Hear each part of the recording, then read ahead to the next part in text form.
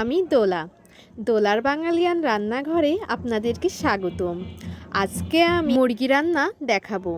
মুরগি রান্না একদম ঘরোয়া পদ্ধতিতে এবং ঝামেলামুক্ত আইটেমে রান্না করে দেখাবো। প্রথমে 2 চা চামচে ভিনেগার দিয়ে নিচ্ছি এবং টকঝাল মিষ্টি টমেটো সস দিয়ে নিচ্ছি। এখন সুন্দরভাবে মাখিয়ে নেব বা ম্যারিনেট করে নেব। 5 থেকে 10 মিনিটের মতন ম্যারিনেট করে রাখবো। মুরগির মাংসতে ম্যারিনেট না করে রাখলেও হয়, কিন্তু ম্যারিনেট করে রাখলে টেস্ট হয় মাংসতে। এই তো ম্যারিনেট করা হয়ে গেল। এখন আমি এই দিকে পরিমাণ মতো তেল নিয়ে নিয়েছি এবং আলুগুলো ঢেলে নিয়েছি। লবণ নিয়ে নিলাম স্বাদ মতো আর হলুদ নিয়ে নিলাম পরিমাণ মতো। সুন্দরভাবে ভেজে নেব। আমি যেভাবে মাংসটা রান্না করছি সেখানে আলু ভাজাটা করে দিলে বেশি টেস্ট হয়, তাই আমি আলু ভাজাটা করে নিচ্ছি। আলু ভাজার ওই তেলে আমি ম্যারিনেট করা মাংসটা সুন্দরভাবে ভেজে নেব। মাংসটা ভাজলে ভালোই হয়, কারণ অনেকেই কিন্তু মুরগির মাংসর গন্ধ পায়, ওই গন্ধটা কেটে যায়। তাই মাংস ভেজে রান্না করলে একদম কোনো প্রকার গন্ধ থাকবে না।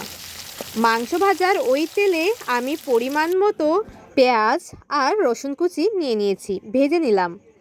এখন ওই ভাজার মধ্যে পরিমাণ মতো শুকনা মরিচ বাটা এবং জিরে বাটা, আদা বাটা, গোটা ধনে বাটা এবং পেঁয়াজ ও রসুন বাটাটা দিয়ে নিলাম।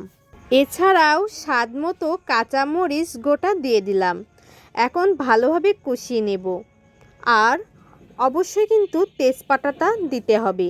আমি 4টা তেজপাতা দিয়ে নিয়েছি। সুন্দরভাবে কষিয়ে নেব। পরিমাণ মতো লবণ নিয়ে নিলাম আর পরিমাণ মতো হলুদ নিয়ে নিলাম। আমি 2 চা চামচ লবণ নিয়েছি এবং 2 চা চামচ হলুদ নিয়েছি। এই তো কষানো হয়ে গেছে। এখন ওই ভাজা করা আলু আর মুরগিটা আমি দিয়ে নিলাম। ভাজা আলু আর ভাজা মুরগিটা দিয়ে সুন্দরভাবে কষিয়ে নেব। কষানোর জন্য আমি অল্প জল নিয়ে নিলাম। জল কিন্তু নিতে হবে, জল না নিলে সিদ্ধ হবে না এবং নরম হবে না। আমি নরম করা বা সিদ্ধ করার জন্য 10 মিনিটের জন্য ঢাকা দিয়ে দিয়েছিলাম। 10 মিনিট পর ফেরত আসলাম, এসে নাড়াচাড়া করলাম। আবার 10 মিনিটের জন্য ঢাকা দিয়ে দিয়েছি। আবার 10 মিনিট পর ফেরত এসেছি, এসে আবারও নাড়াচাড়া করছি। মাঝে মাঝে কিন্তু নাড়াচাড়া করতেই হবে, নাড়াচাড়া না করলে নিচের থেকে পুড়ে যাবে। মাংসটা কিন্তু কষানো হয়ে গেছে, তার জন্য আমি জল ঢেলে নিলাম। জল নেওয়ার পরে ভালোভাবে ফুটিয়ে নেব। মাংস রান্নার শেষে কিন্তু আমি গরম মশলা বাটা দিয়ে দিলাম। হয়ে গেছে আজকের মতন মুরগি রান্না। কেমন হয়েছে জানাবেন কিন্তু। আজকের মতন টাটা।